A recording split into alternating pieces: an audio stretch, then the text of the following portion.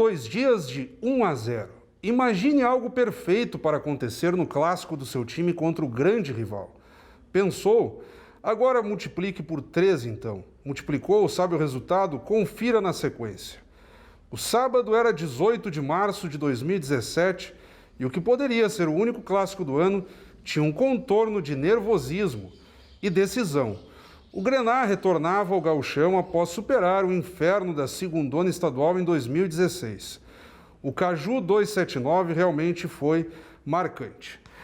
Esse é um dos trechos dos 38 textos, ou 38 crônicas, se pudermos classificar assim, de Ora Bola, segundo tempo, digamos assim, uma retomada da coletânea de textos sobre esportes, organizada pelo escritor, ex-dirigente da Ser Caxias, Felipe Gremelmaier. Ora Bola, segundo tempo, 1978 a 2020, o esporte e suas histórias por Felipe Gremelmaier e convidados. E o organizador da obra nos brinda com a sua presença aqui. É sempre uma honra poder falar contigo, Felipe. Fábio, primeiro quero agradecer a oportunidade de retornar, na verdade, a esse programa. Nós gravamos a outra vez ainda lá na Feira do Livro. Na Praça Dante Alighieri. Na Praça Dante Alighieri, em 2015, né, quando lançava o primeiro livro naquele momento, que era um momento natural, normal, né, sem a pandemia. Estamos aqui de máscara, devidamente distanciados. O lançamento ano passado foi durante a pandemia, né, não tivemos alternativa, a gente tentou adiar para ver se algo poderia modificar. Como não modificou, acabou sendo feito o lançamento no meio da pandemia.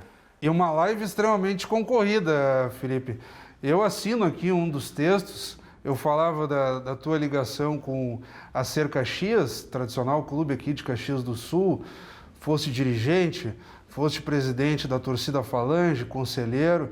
Eu aqui em Caxias sou cônsul do Esporte Clube Internacional e tive a honra de ser convidado por ti para escrever um texto aqui alusivo ao Colorado, Clube do Povo. Mas nós temos aqui uma predominância voltada ao futebol, mas também o handball, um enfoque grande também ao basquete, que Caxias tem se notabilizado também nisso. E depois vem aquelas histórias que não necessariamente se juntam a determinada prática esportiva, mas também à vivência em si, alguma atividade, uma viagem, uma ação de estímulo. Então eu gostaria que nesse primeiro momento, talvez alguém do público que está nos acompanhando neste momento já tenha lido o livro, mas a graça do Café com Letra sempre é essa. Ouvir do autor algum ponto que o sujeito daqui a pouco leu, mas não tinha me dado por conta disso e tal, ou aquele que não leu se sinta provocado. Então, nesse início, eu gostaria de ouvir de ti um panorama em tom convidativo para a obra. Fábio, a ideia desses dois livros, eles primeiro têm como papel fazer um resgate histórico do esporte de Caxias, né? Nós não temos muito relato escrito, nós não temos muito onde pesquisar sobre o esporte de Caxias, e a ideia desse livro foi relatar situações vividas pela pessoa que escreveu a crônica, ou por mim ou pelos convidados, mostrando situações vividas em estádios, ginásios ou em corridas, que é o que tem também, né? Além do futebol, do basquete, nós temos o handball, temos corrida de rua e temos o vôlei, né? Quando o Caxias sediou, inclusive, a primeira etapa do Circuito Banco do Brasil de vôlei de praia aqui em 2010, e os pavilhões da Festa da Uva, o estacionamento virou uma verdadeira praia, né?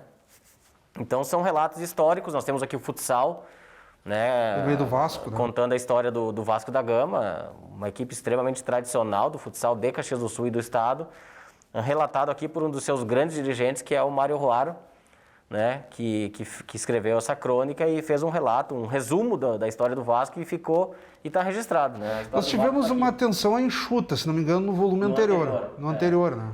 No volume anterior, o professor Mauro Caxias escreveu sobre a enxuta, e nesse nós temos aqui o Mário Ruaro escrevendo sobre o Vasco. Então a ideia é essa, né? É que as pessoas busquem aqui fatos históricos vividos por caxienses ou com relação ao esporte de Caxias do Sul. Dando sequência, nesse texto que eu escolhi para abrir o livro, eu gostaria que tu desses uma continuada, porque ele retrata um episódio bem pitoresco, assim, de uma sequência de clássicos. O tradicional Caju, aqui em Caxias do Sul, e é muito típico dos clássicos gaúchos, né? O Grenal, o Caju, o Brapel, eles são numerados. Então o torcedor ele vai cultivando isso e fica na memória. O clássico 200 e alguma coisa, o clássico 300 e não sei quanto. Fora do estado não tem tanto essa cultura. As pessoas simplesmente falam o nome do clássico e deu. E aqui há uma sequência pitoresca que o Caxias vem de uma segundona gaúcha e emenda uma série de vitórias sobre o rival. E o clássico ele sempre tem um combustível a mais de autoestima no próprio clube, na torcida, na comunidade, enfim. A ideia dessa crônica, porque realmente é um fato difícil de acontecer, né? Em tão pouco tempo tu ter 3 clássicos, isso independentemente de qual clássico do país, né? Dificilmente acontecem 3 clássicos numa sequência dessas. E o primeiro clássico foi pela primeira fase do Campeonato Gaúcho, o Caxias ganhou de 1-0, e aí os dois acabaram classificando e se cruzando no mata-mata, né? E aí o cruzamento teve mais 2 cajus, e o Caxias ganha os 3 clássicos de 1-0, né? Isso é emblemático, é histórico e vai permanecer para sempre. Então foi a ideia manter esse relato vivo desse momento ímpar, diferente, mas recente, né? É recente, ele pode ser recente agora, mas daqui décadas vai ser lembrado como as 3 vitórias em sequência do Caxias sobre o Juventude. Tu tens uma vinculação com o esporte, Felipe? Claro, se misturam aí a vida de torcedor. Eu citei alguns cargos que tu tiveste no âmbito da direção do Caxias, do clube, das torcidas organizadas, como a própria Falange, cargos públicos, fosse secretário de turismo, por aí afora, secretário de esporte, desculpa. Mas aí tem uma série de acúmulo de experiências aqui, como, por exemplo, números gritantes aqui, 954 jogos cadastrados e assistidos, em 96 estádios pelo mundo, e que não são só de futebol. Claro, quem convive contigo, eu converso contigo quase que todo dia por WhatsApp sobre algum tema envolvendo o futebol. Mas são números muito gritantes, que demonstram uma avidez, uma vida pessoal que se mistura com o próprio ofício, digamos assim, que tu viraste um sujeito que respira o esporte, independentemente da tua situação, de um cargo ou outro. Esses números aqui são específicos do futebol, né? Aqui não tem futsal, não tem basquete, não tem nenhuma outra modalidade esportiva. Esses números são de jogos assistidos de futebol, né? Em estádios em diversos países e cidades do Brasil e do estado principalmente. Então, é um resgate histórico e até por isso eu resolvi fazer essa coletânea, provocado por algumas pessoas, de que a gente relatasse e transformasse isso em documento, em livro, no caso, para que não se perdesse, né? E aí a gente consegue tem amizade com ex-atletas, tem amizade com dirigentes, setores da imprensa, que colaboram e muito, né? E fazem esse movimento todo. Então, a ideia do livro aqui, novamente, foi essa, né? De fazer esse resgate através dessa minha história, dessa minha busca por conhecer estádios, e eu somo aqui os estádios que eu assisti jogos, né? Teria muito mais que eu conheci sem ter assistido o jogo. Então a ideia tá presente aqui. Se vier o terceiro, com certeza o número vai estar ainda maior, apesar, né? Perdemos um ano já. Apesar desse um ano, né? De distanciamento dos estádios, inclusive. Olha, o último jogo a que eu fui, por um acaso, foi o último com porteira aberta, o Grenal da Libertadores do ano passado. Março já vai fazer um ano aí. E, pelo visto, se prosseguirá por muito tempo. Por um bom tempo ainda. Por um bom tempo. Mas eu gostaria de variar com relação ao futebol. Tu citaste já o futsal. Nós temos aqui uma ênfase à maratona na Rio 2016, que tu deste um destaque também às Olimpíadas, quando o Brasil sediou. E aqui entra numa peculiaridade muito interessante. Vale para o futebol, mas vale para outros esportes, no caso aqui as Olimpíadas. O livro se presta muito a isso, e na live de lançamento citada por ti, também isso ganhou muita atenção.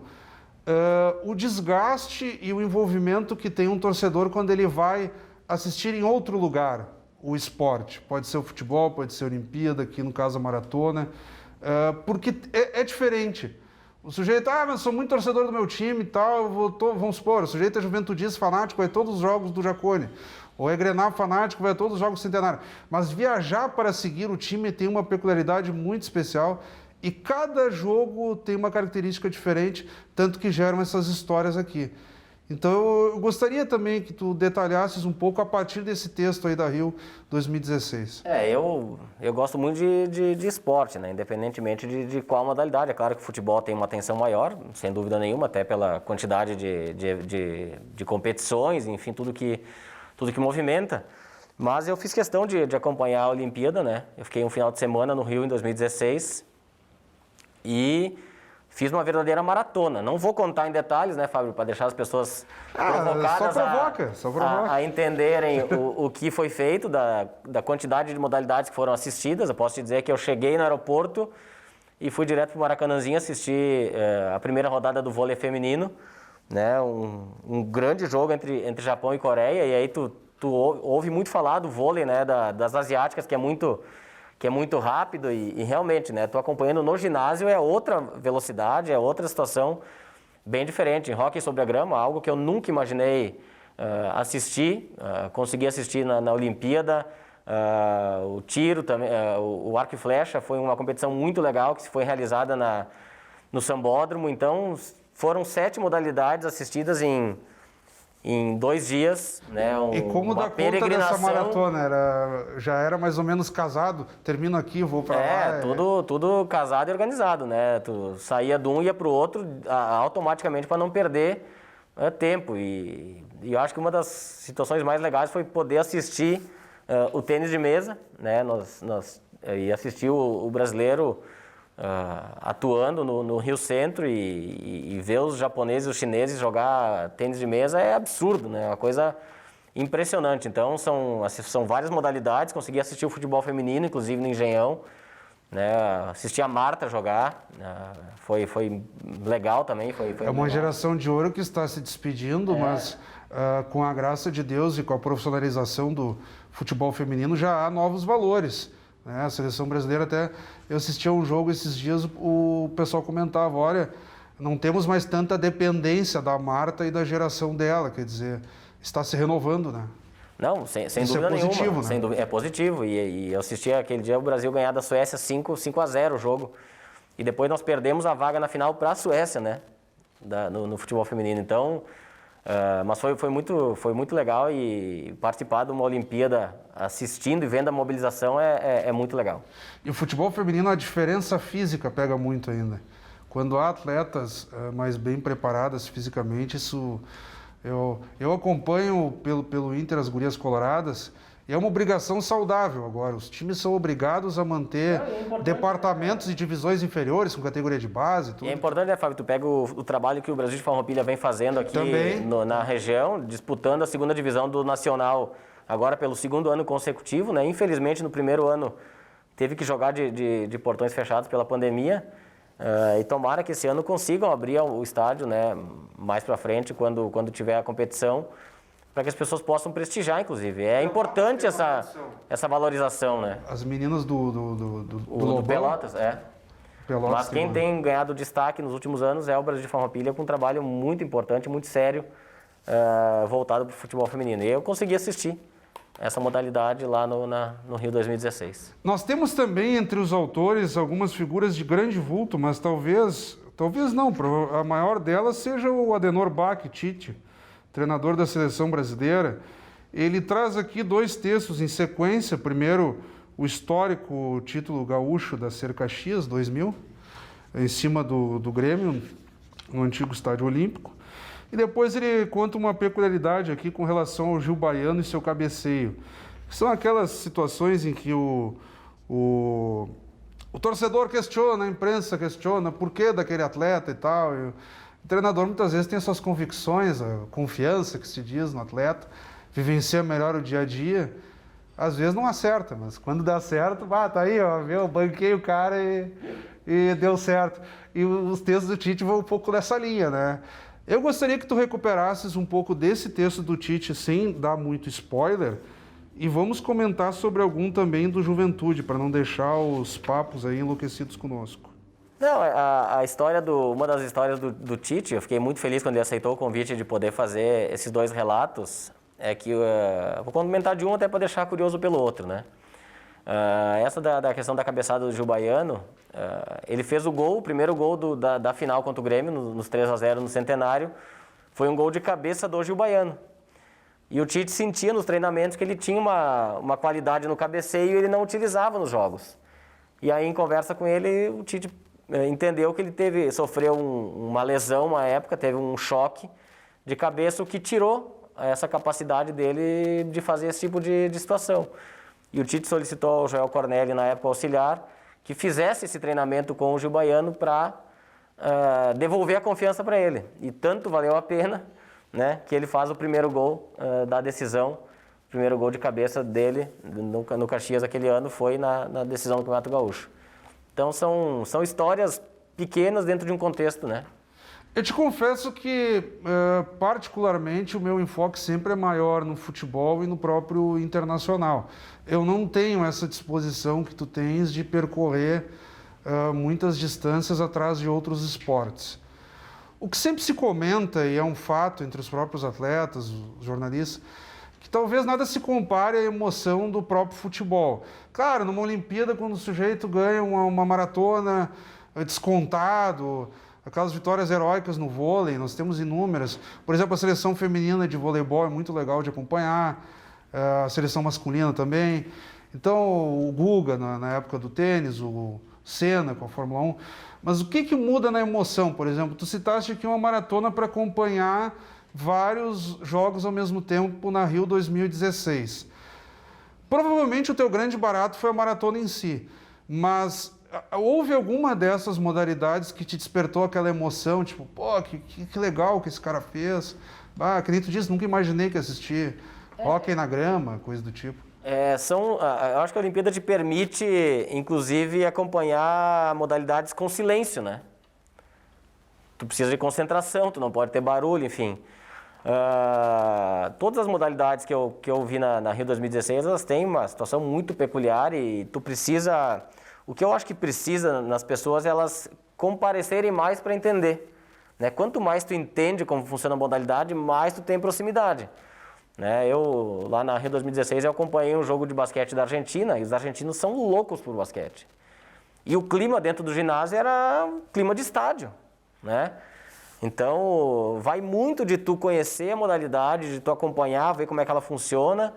E eu tentei, obviamente, nos esportes que eu ia acompanhar, ler o máximo possível para chegar entendendo um pouco mais, né? Até porque o próprio hóquei na grama, o rugby de 6, enfim, são modalidades um pouco distantes da nossa realidade. O rugby tem em Caxias, né? Cresceu muito aqui na cidade, no próprio país. Mas o hóquei, o arco e flecha, o tênis de mesa são mais distantes, então procurei me informar. Agora, vai muito de tu ir acompanhando a modalidade e se interessando. Eu sempre acompanhei o vôlei, então cheguei no Maracanãzinho para assistir o jogo das duas seleções femininas, já sabia o que estava acontecendo. O basquete também, nós temos aqui o Caxias do Sul Basquete há um bom tempo já fazendo essa modalidade entrar na cidade de Caxias do Sul, então tem uma proximidade. Então vai muito de tu tentar acompanhar. Cada uma tem a sua especificidade, o basquete é algo que tem emoção realmente até o final, esse jogo está muito parelho, isso é inegável. Eu gosto muito do basquete quando está ali por 2, 3 minutos, que vai parando o tempo. Mas aí que tá. Eu acho sensacional. Mas aí que tá, tu acompanhando a modalidade, tu vai percebendo que todo o movimento, desde o primeiro segundo até o último segundo, ele tem, né? Tem uma lógica. Então, é muito disso. É claro que o futebol é incomparavelmente maior, porque todo mundo sabe para quem torce, né? E nas outras várias modalidades, tu torce para a seleção. No tênis de mesa, eu sabia que eu ia lá torcer para o Hugo Calderano, que era o nosso representante no tênis de mesa. Então, são essas situações... O envolvimento emocional é outro. É outro. Nós temos aqui, Felipe, texto também do Flávio Cassina, conhecidíssima figura do nosso cenário local, histórico torcedor do Juventude. E faz um contraponto ao que nós viemos tratando até aqui. Nós tratamos até aqui do lado mais lúdico, a viagem que dá certo, digamos assim, um acompanhamento bom. E ele cita uma viagem de ônibus a Porto Alegre no ano de 61, para enfrentar o Grêmio pelo Campeonato Gaúcho, ele é torcedor do Juventude. Ele sofre um acidente na altura de Nova Petrópolis, de forma muito complicada. Então, assim, até que ponto o torcedor vai, né? O torcedor, quando de fato é apaixonado pelo seu clube, ele não tem limites para seguir, né? E esse fato do Cassino é um torcedor tradicionalíssimo do Juventude, né? O pai dele, enfim, é quem estava nessa situação. Foi um acidente com a equipe do Juventude, depois o São Paulo envia auxílio para o Juventude, foi homenageado anos depois, agora, há pouco tempo, o Juventude homenageou o São Paulo no jogo da Copa do Brasil, se não me engano, por esse fato. Então são fatos históricos que as pessoas contam, mas que não tinham um registro, né? E eu tive a oportunidade de conversar com ele, ele tem uma mágoa pela dupla Grenal não ter oferecido a ajuda período, que ele né? esperava. São questões que ficam, e ele assumidamente é, digamos assim, anti-Grenal, mas não anti-Grenal raivoso, mas ele tem essa mágoa. E como a ação ou a omissão das pessoas muitas vezes dizem muito sobre a imagem que vai ficar da instituição, porque daqui a pouco os dirigentes da época nem estão mais vivos, mas ficou aquela imagem no íntimo dele como torcedor, a dupla Grenal não me ajudou, né? Então é interessante esses pontos, né? E tem 2 pontos, né? E não quer dizer que tanto o Inter quanto o Grêmio não sejam solidários, muito pelo contrário, mas aquelas pessoas da época não ajudaram, né? E tem essa questão relatada pelo Cassina, que é um fato triste, grave, né? E também tem um relato do Juventude, escrito pelo Piccoli, né, que era o zagueiro do Juventude na final da Copa do Brasil de 99. É treinador, e ele conta a história do como é que foi a semana entre o primeiro e o segundo jogo, né? Então não vou dar detalhes, da decisão da Copa do Brasil contra o Botafogo de 99. E aí ele faz esse relato, né, desse intervalo de jogo. E aí o torcedor do Juventude que procura o livro para saber o que o Piccoli conta dessa semana, né? Mas assim, o que se ouve daquele grupo lá, uma oportunidade eu pude conversar com o Flávio também, que foi um meio-campo de destaque dessa campanha, depois se tornou treinador também, treinou o Juventude por um tempo. Ele dizia que a confiança era absurda, que eles tinham, assim, plena convicção de que sairiam campeões de qualquer jeito, assim, dada a confiança que aquele grupo tinha. E os grupos campeões têm disso, né? Às vezes o título não vem no detalhe, mas ele falava, nós acreditávamos muito que viria o título, né? Felipe, vou interromper aqui, quando o entrevistado é bom e o assunto também é palpitante, a gente não para nunca de falar. E nós temos que chamar de imediato já as dicas do autor. Roda a vinheta aí.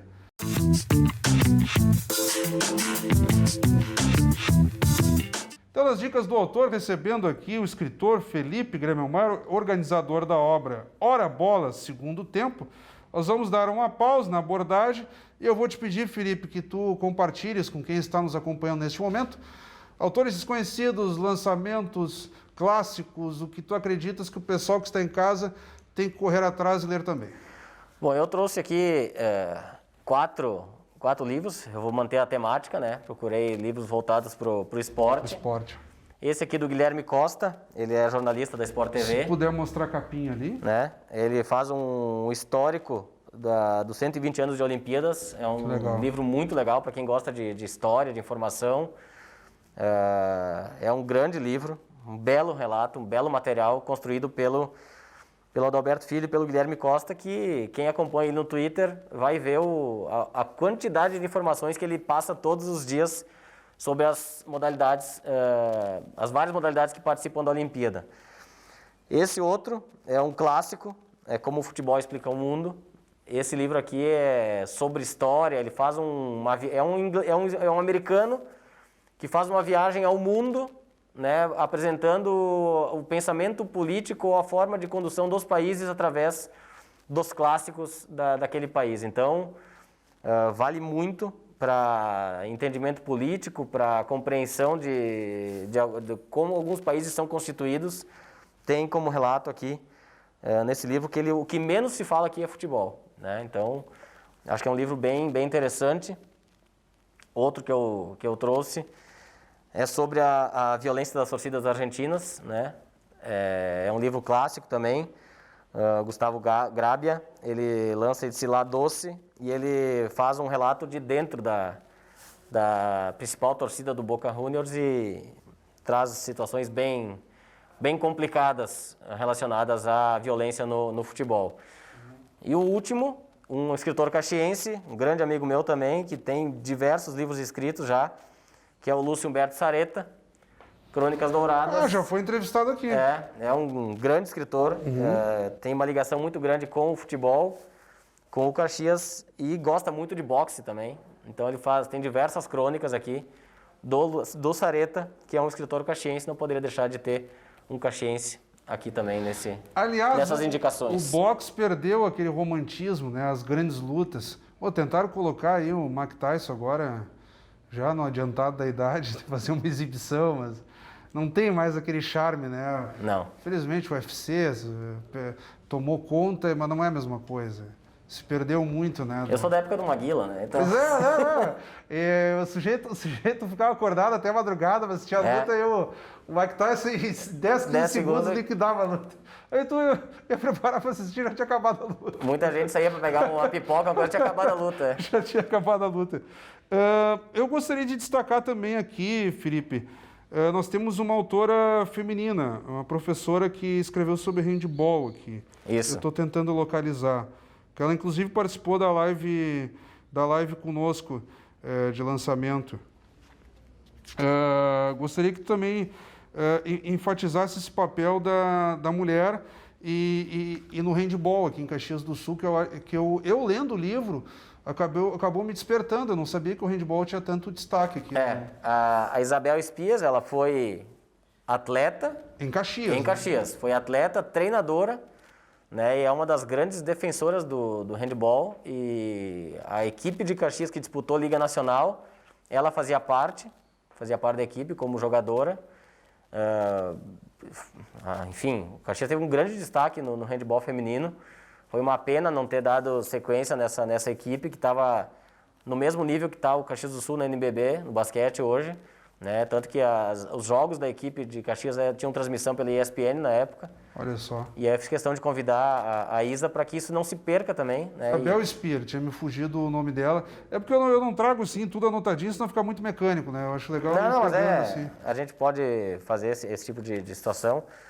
E a Isabel tem essa paixão pelo handball e fez de Caxias do Sul também, num período referência, né? O handball nacional. Nesse encerramento, Felipe, pela tua vivência, pelo teu acompanhamento, Caxias tem se esforçado no sentido de... Claro, a dupla Caju é mais fácil de ganhar uma certa mídia local, mas de enfatizar outras modalidades. Citamos o handball, o hóquei, o próprio basquete. O que falta para Caxias consolidar, por exemplo? Sempre falar do dupla Caju, mas não decola, o próprio caxiense às vezes não se interessa ou prefere torcer. Eu fui no supermercado nesse final de semana e vi um torcedor com uma camisa do Flamengo, por exemplo. Por que nós não temos uma perspectiva mais universalizante? Ou pegar esses desgarrados aí. No Inter nós usamos muito esse termo, assim, os colorados desgarrados. Aquele cara que mora no interior da Bahia, o cara que mora no Canadá. Começa a usar as roupas do clube, monta um reduto para acompanhar os jogos. O que falta para ampliar mais a dupla Caju? Eu acho que primeiro a gente tem que ressaltar as diversas modalidades que hoje são praticadas de forma muito organizada em Caxias, né? Se tu pegar o basquete na NBB, é inquestionável, né? A corrida de rua, Caxias do Sul, cresce muito a cada dia, né? Tem um relato aqui do Paulo Sônego, ele é um ultramaratonista, enfim. Tem o professor Marialdo Rodrigues, que faz um relato sobre a esposa, né, que é a Heloísa Rodrigues, na conquista de uma das principais ultramaratonas do sul, da América do Sul, na verdade. Então a corrida de rua em Caxias cresce muito. Cresce. Nós temos atletas de ponta em várias modalidades, principalmente de longa distância.